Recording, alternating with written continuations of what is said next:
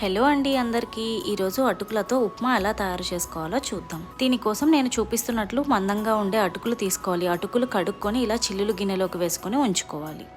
Stove on చేసి oil వేసి oil heat అయిన తర్వాత దానిలోకి తాలింపు దినుసులు పల్లీలు వేసి ఫ్రై చేసుకోవాలి.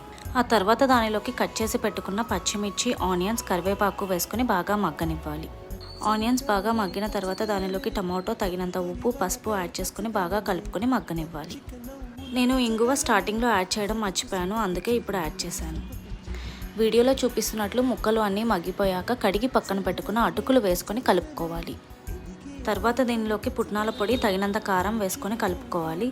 బట్ మా ఇంట్లో నేను కారం కలిపిన పుట్నాల పొడి ఉంటే అదే వేసుకొని కలిపేసుకున్నాను. తర్వాత నిమ్మకాయ పిండుకొని లైట్గా హీట్ రానిస్తే అటుకుల ఉప్మా రెడీ అవుతుంది. రెగ్యులర్గా తినే బొంబాయి రవ్వ, గోధుమ రవ్వ, బియ్యపు రవ్వ ఉప్మాలు బోర్ కొడితే ఇలా అటుకులతో ఉప్మా తయారు చేసుకొని చూడండి, చాలా బాగుంటుంది. మీకు వీడియో నచ్చినట్లయితే సబ్స్క్రైబ్.